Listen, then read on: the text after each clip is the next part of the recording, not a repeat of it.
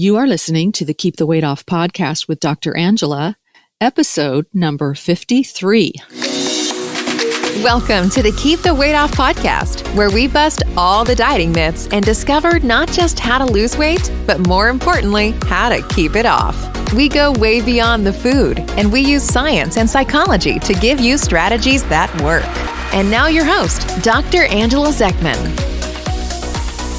All right, so welcome to everyone, and welcome back, Marchelle. Like, we've had to have a little break here because you've been sick. How are you doing? I'm doing really good, actually. Yeah. I came back pretty strong. Yeah. I was out for a little while, but I'm okay yeah. now. She had a COVID exposure and she was really sick. She never tested positive though. So No, I actually tested negative. yeah, but boy, man, that poor girl was sick. So I am super, super happy to have you feeling well again.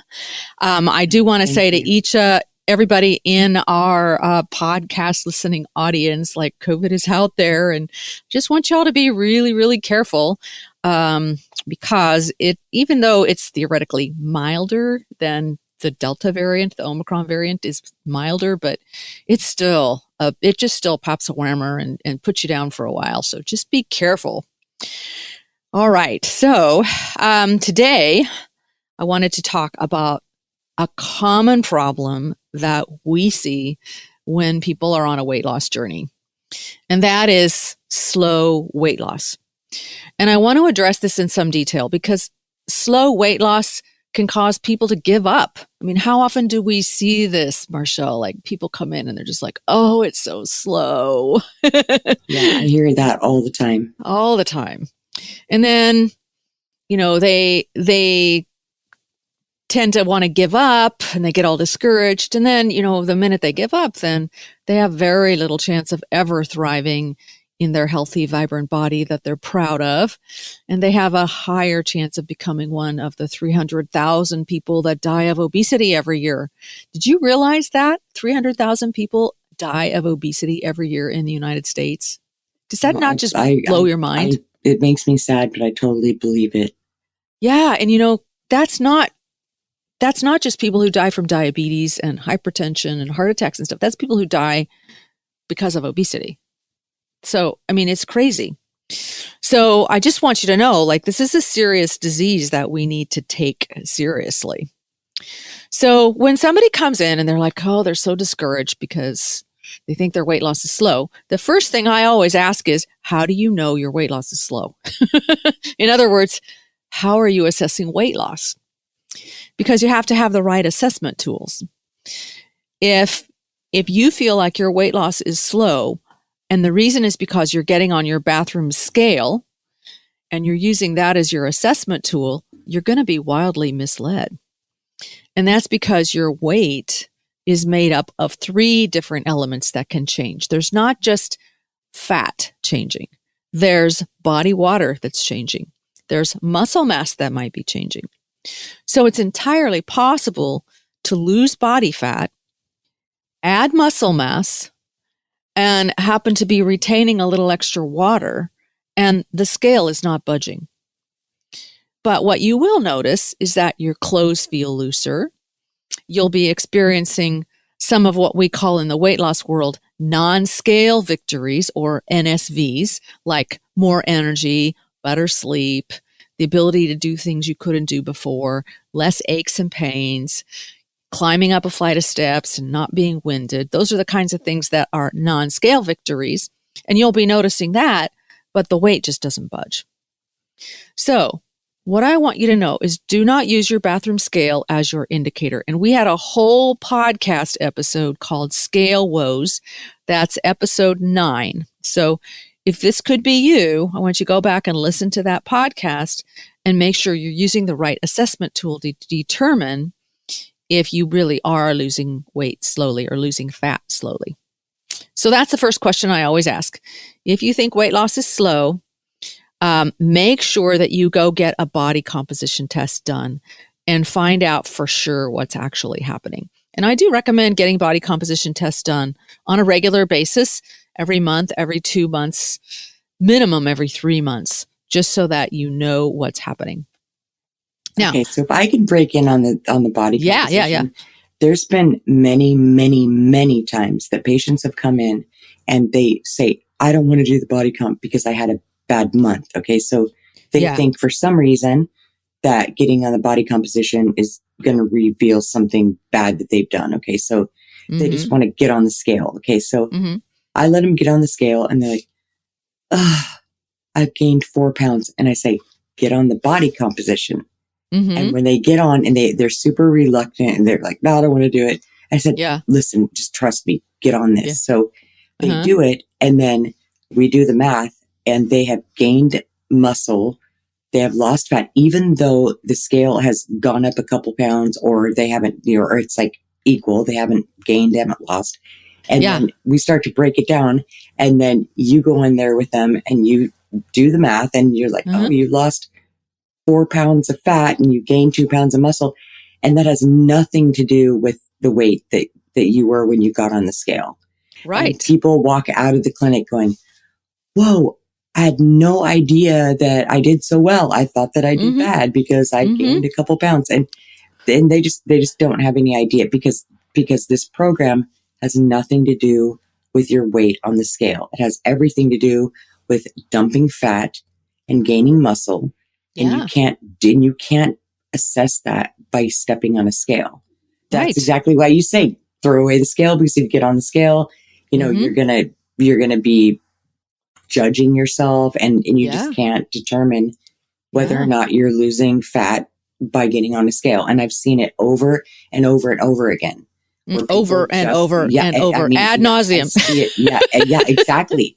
And I'm like, I just like, even in the clinic, sometimes I just want to get rid of that scale because people are so conditioned to like measure their worth by what's on the scale.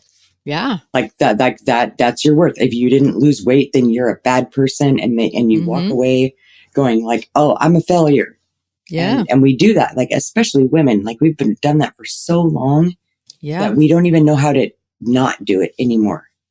Yeah. And even though you tell patients, and I even know this, you've told me, still, I'll get on the scale every morning. I have one in my bathroom and I get on it just because I haven't really conditioned myself to not do that. So actually, this is a really good topic because I'm struggling with myself. I actually need to throw that scale away. Yeah. Well, the research does show that once you've gotten down to a good stable weight plateau, that it is a good idea to get on the scale like once a week just to kind of check and make sure. But, if you're planning your meals ahead of time and you're not having a bunch of overeats, you're going to be fine. You wouldn't, if you're doing what you're supposed to be doing, you don't even worry about the scale. The only time that anybody ever focuses, and this is including me, the only time that I'm ever focused on the scale is when I'm not doing what I'm supposed to be doing. Right. And then I get on the scale to see like, ooh, can I get how bad's the damage? Yeah. Like, can I get away with it? Did it show up? Like, what can I get away with? And so really, if you just get rid of the scale and you just focus on being healthy and feeding your body full of wonderful things to eat that are healthy for your body, and you have a clear mind and you're doing the wonderful things you're supposed to do for yourself to make yourself happy, you don't care about the scale. Yeah. That's the goal, is to eventually get people to the point where they're just living in a healthy, vibrant body, and they're nourishing their body properly, and they're not addicted to sugar and flour. It's it's a whole different way of looking at this. So so thank you for that. That was really good, Marchelle, because this is exactly what happens for people, and they use the scale to judge themselves. And boy, wouldn't it be nice if they had never been invented? It would be great. Right. I mean, like, why? Who even invented that? And I don't why? know. I know. I don't know. No idea. I mean, it's not like somebody I've ever heard of. So that just, it's irrelevant. Get rid of it. Yeah. All right. Now, I want to go into what could be going on if weight loss actually is slow based on body composition testing. Okay? All right. So let's say that we have a body composition test and we notice that in the last month or so, in the last 4 weeks, you haven't lost any fat, and it turns out you've actually lost some muscle mass, or things just are slow. So I want everybody to know the process that my brain goes through when this is happening for someone. Okay. I say if you're averaging a pound of fat loss or more each week, so in a month's period of time, if you've lost 4 pounds of fat, and you haven't lost a lot of lean mass, I say, congratulations, you're doing fine.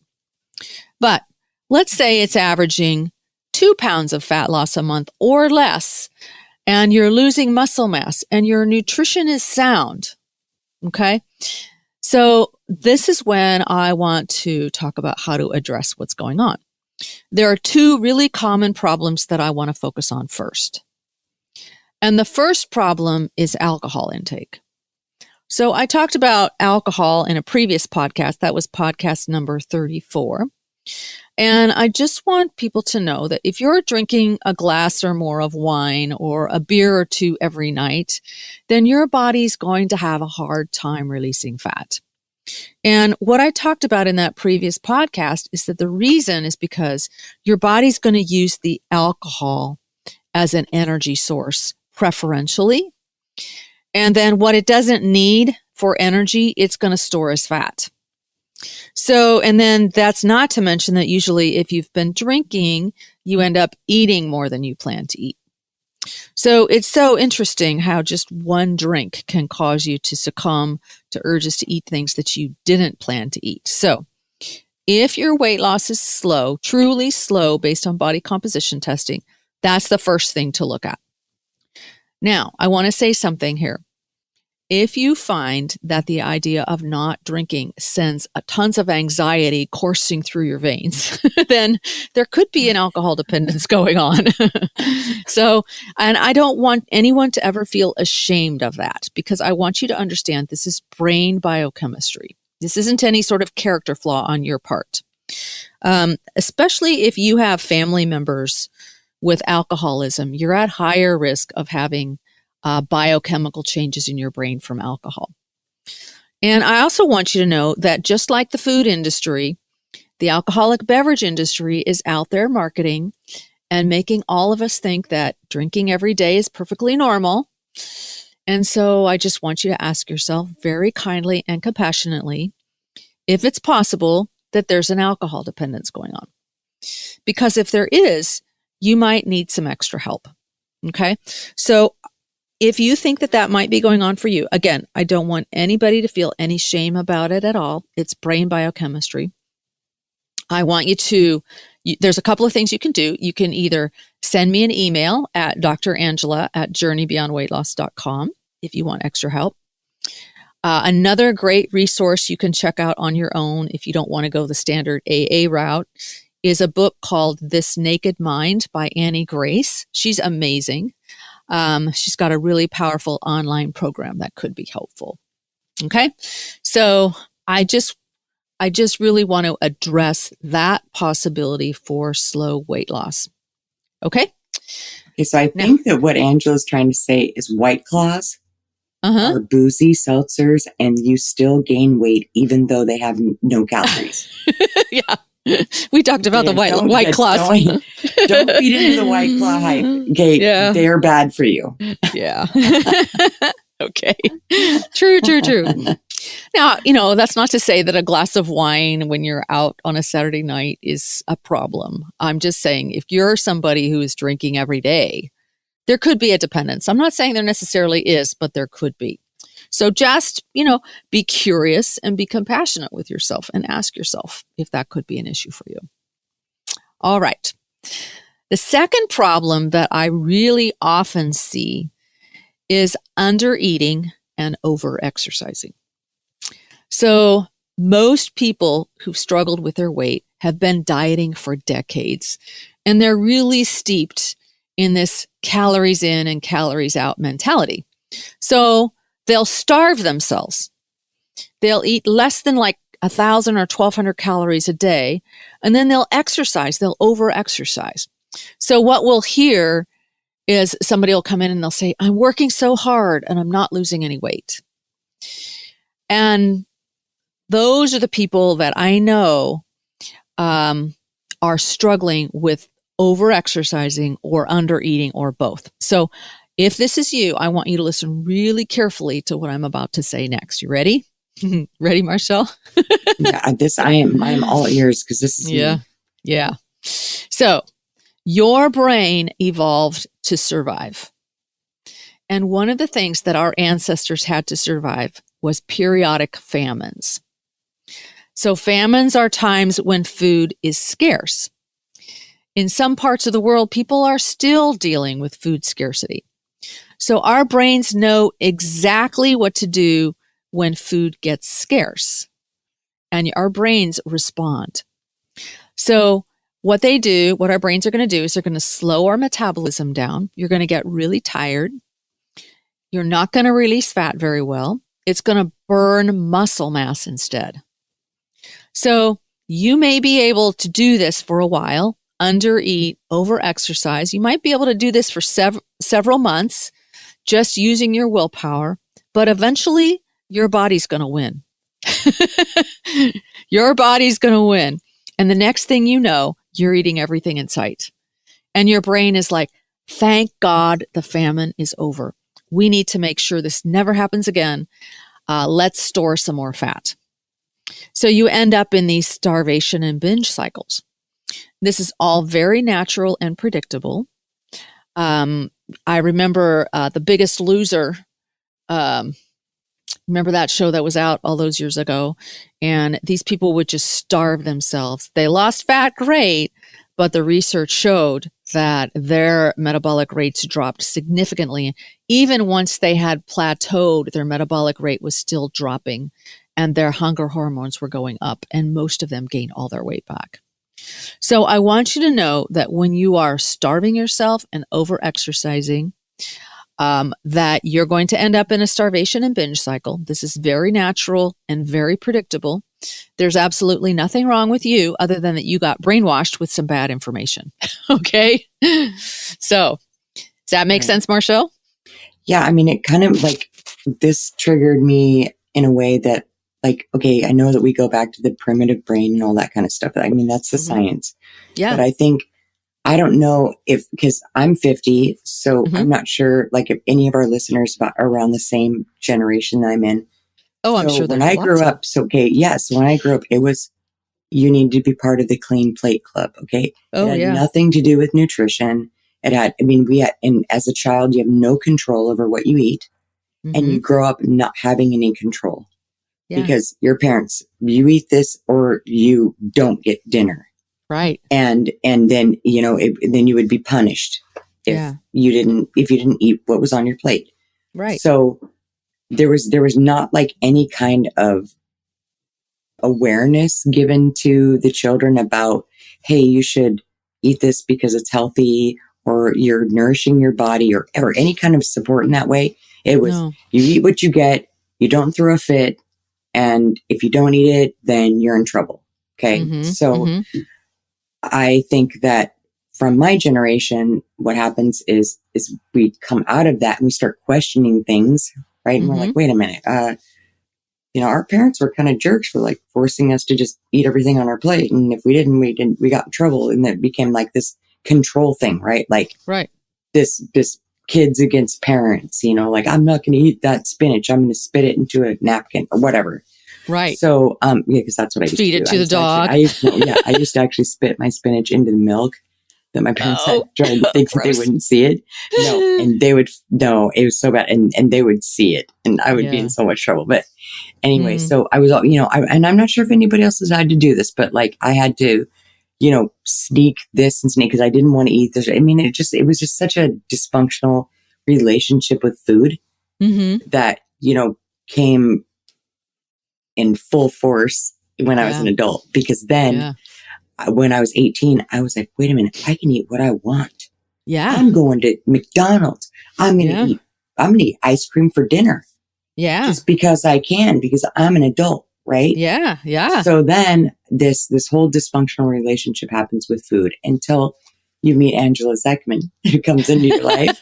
And then you start questioning everything that you ever learned, because when I met you, I remember that I was so ingrained with if you don't eat anything, you lose weight. If you do eat anything, you gain weight, right? Right. Mm-hmm. Do you remember that about me? Like, yeah. I remember questioning like you all the time. Like, you eat, how could you eat that much food and lose weight? I mean, I was always like watching you for the first year and a half that I worked there.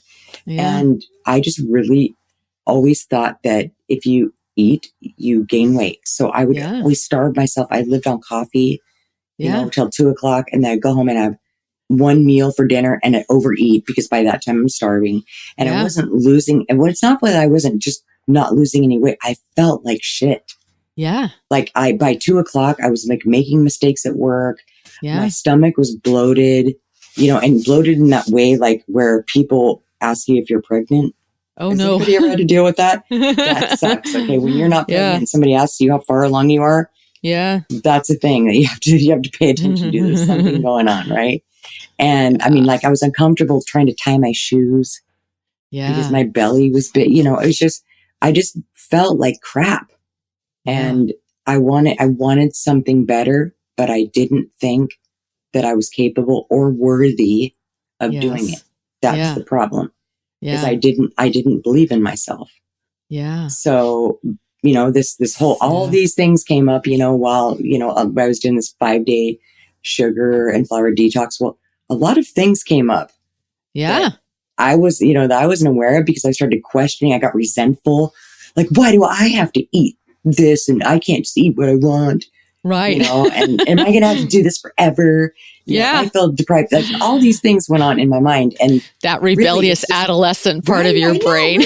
Right? Yeah, because you don't tell me what to do. Exactly. And that's totally me. And so like doing this shift, this mind shift does not have really anything to do with like you being restricted or having to do something, like you can only do this. It has to do with freedom. Mm-hmm. Freedom from like all the things that you were taught as a kid, freedom from all the bullshit you're taught, that people talk about, the scale, all the advertisements, all of us comparing ourselves to each other. And, there's this perfect thing we're all trying to achieve. And if we're not the perfect thing, then we're not perfect, which means we feel, and it's all just bullshit. Yeah. Like really, like really there's like, ever since I've met you, like this whole awareness has come to my life, which I really didn't invite. And it's been a struggle because I really didn't want to deal with all of it, right? Because it's hard. It's doing hard things. Okay. We just did a podcast on it. It's doing hard things, right? Doing hard things. Yeah. Yeah. So, so it's, you got to do hard things if you want a better life. And then everything worth having is worth fighting for, right? Right. Exactly. And it's not just a food decision, whether I'm going to eat that or not eat that. Yeah. It's just not about that. It's about freedom. Like I said, it's freedom from all the bullshit we've ever been taught. Yeah. Oh, you're so right. And just learning that, food is healthy. It's good for you. You don't have to have an emotional relationship with food. Oh, you couldn't have said that. That is so perfect, Marchelle. Because you couldn't have said anything more powerful. I'm going to keep that. Can I keep that? That's what you don't have to have an emotional relationship with food. I think we're going to post that in the Facebook group. That is so great. I love it. We don't have to have an emotional relationship with food. Mm-hmm. And that's so good. I know I'm saying it, but even I, in my mind, don't really understand what I'm saying because not really sure what you mean. No, I know. I mean, I'm saying it, but I don't want to give up my emotional relationship with food because it's been like so far ingrained that like, who am I without that? Yeah. Like who am I if I don't go to the fridge and say, what feels good to me today? Like, what do I feel like eating? What sounds good? Yeah. I'm in the mood for something, but I'm not really sure what it is because I'm trying to fulfill something, right? Yeah. So, I mean, it's hard to come to terms with that, I guess. Yeah. And then because food is life, right? Like we have to eat. We have to eat, but we don't have to eat crap. Right. I know. Just like we have to drink, but we don't have to drink alcohol. I know. Or sugar sweetened beverages. Yeah. All of that's hard. Yeah. So doing. Oh, that was so good. Hard, but thank you for that, Marchelle. That sorry, was I just really... went off on a tangent. I don't even know. No, but it was a good one. It was a good one. You. Yeah. All right. All right. So slow fat loss could be first two reasons, alcohol. Second reason is over-exercising and under-nourishing yourself because you've got all of this BS going on in your head from your childhood. Right. The other thing, I do want to talk about some other things that can be going on that can create slow fat loss. Are you planning your meals 24 hours in advance? Now, we've talked about this on previous podcasts as well, because if you're relying on decisions in the moment, you're going to be relying on your primitive brain to make your food decisions. So you always want to make sure that you've got your prefrontal cortex, your adult human brain, in charge of your food decisions. And so that means advanced planning. That's the only way that you can know for sure that it's not your primitive brain making the food decisions. So do you have a 24-hour plan? Did you sit down the night before and figure out what you were going to eat the next day? If you're not doing that, that's the next step, is to make sure that you've got everything planned, because your primitive brain is interested in pleasure and convenience. It wants to just play and have fun and take the easy way out. And your primitive brain is not going to be your ally when it comes to making food decisions. So that's the next thing. The hardest thing. I know. just have to say, yeah, this right here is the hardest thing to wrap my mind around, is pre-planning food and not just doing what feels good. Yeah.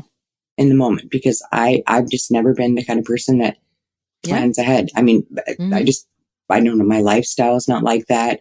Having kids, having a job, going to college, we're all busy. So I never planned ahead. And you're actually being really nice and just saying 24 hours ahead of time, because honestly, if you really want to be a planner, you have to do it for the week in advance, because we all our schedules are always weekly. So if you plan 24 hours ahead, that's the first step to changing that mindset. Yeah. Right. And that's awesome. But it gets, I promise, a week in advance a week in advance is a more advanced weight loss skill. so you're in the more advanced skill now, because you're doing a week in advance. Go home. I mean, that's what I did right from the start. I did the 5-day sugar and flour detox, and that's how I learned how to plan my meals, was the 5-day. Yeah. And by the way, was rough, but if you're interested in the 5-day sugar detox, we'll put a link. We'll put a link to that in the show notes. So other thing to go. Yeah. The other thing you want to out, you just do it. Everything's written. Think. Yeah. You just go buy the groceries and you don't have to think about a thing. It's all set. Yeah. You just do it. Yeah. Another thing to think about is to make sure that you're getting enough water. Because if you're dehydrated, you're not going to lose fat.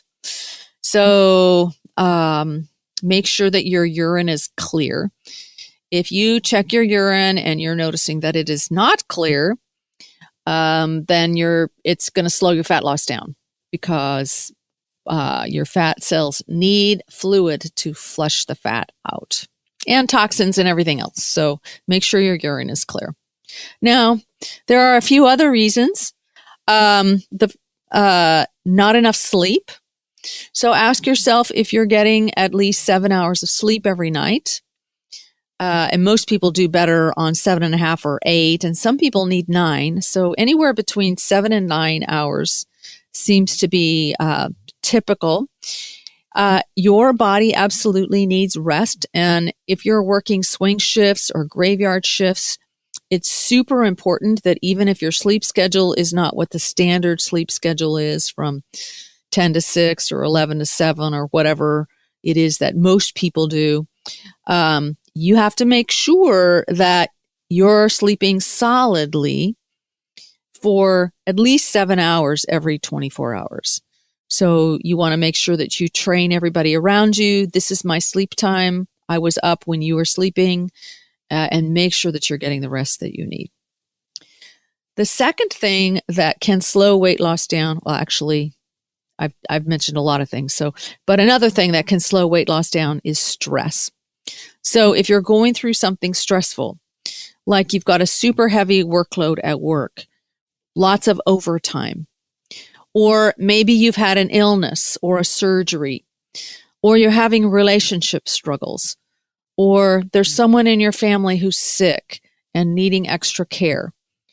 All of this stress is definitely going to slow your weight loss down. So give yourself some grace here.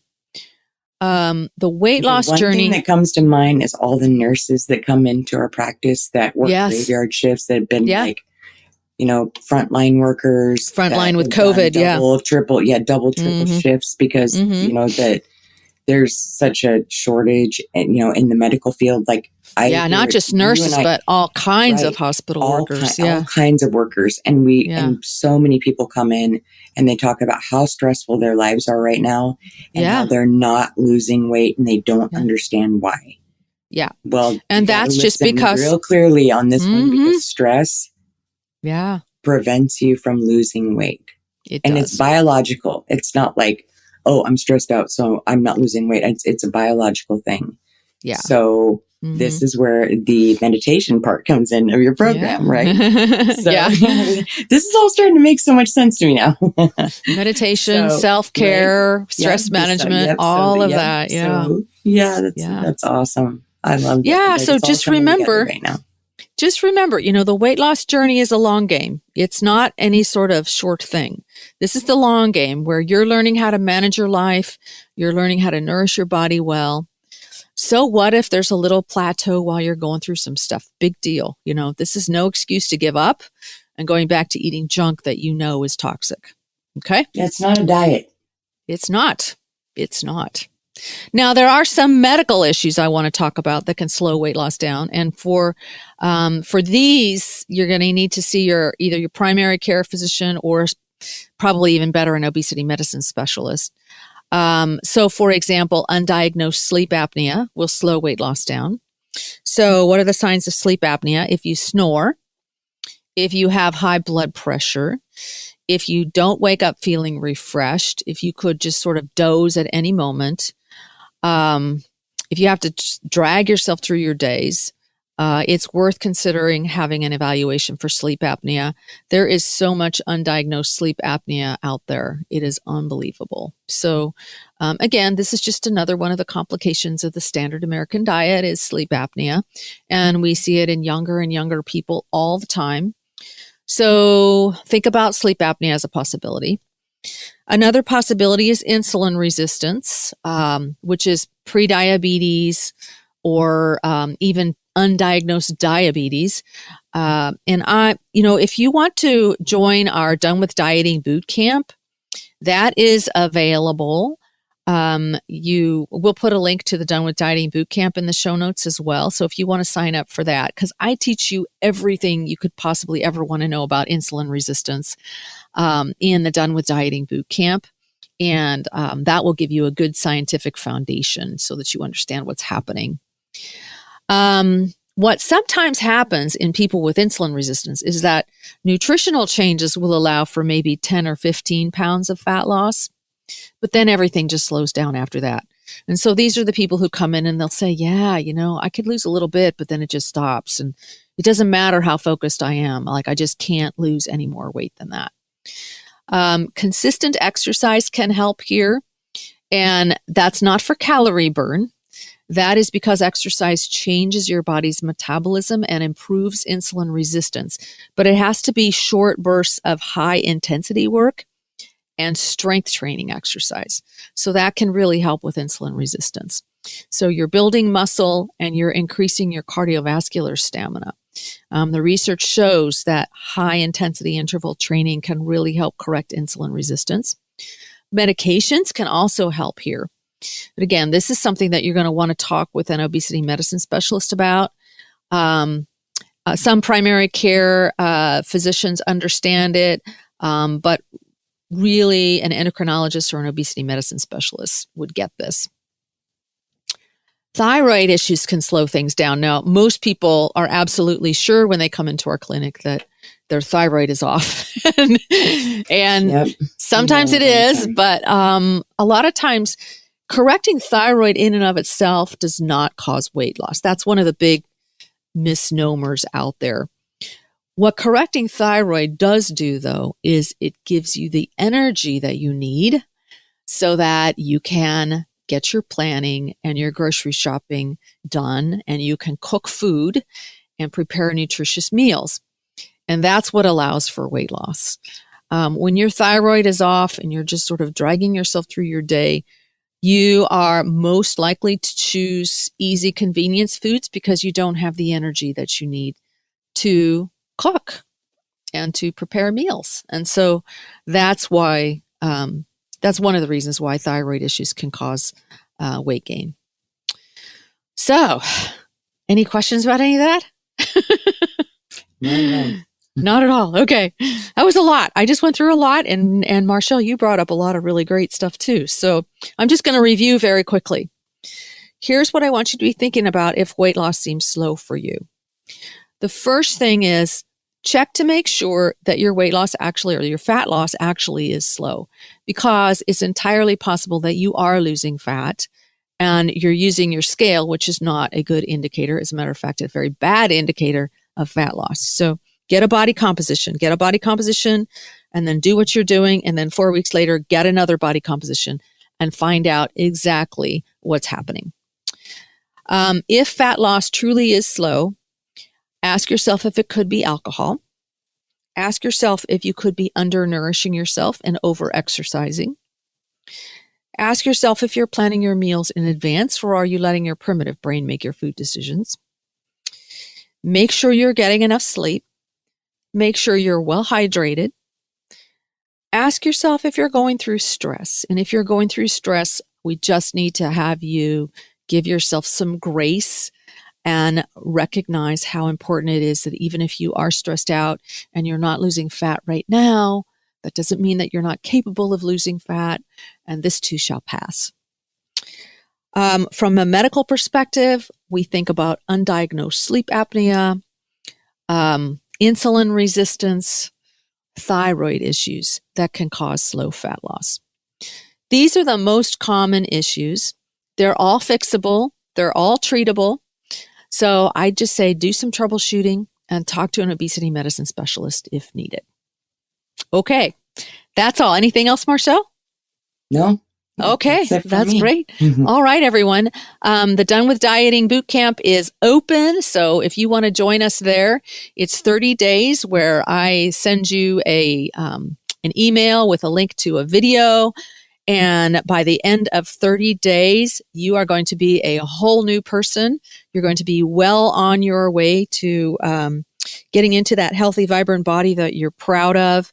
You're going to learn more than most diabetes educators about blood sugar and insulin. There's lots of science. There's lots of really good mindset stuff in there. It's an awesome program. Worked really hard to put it together for you.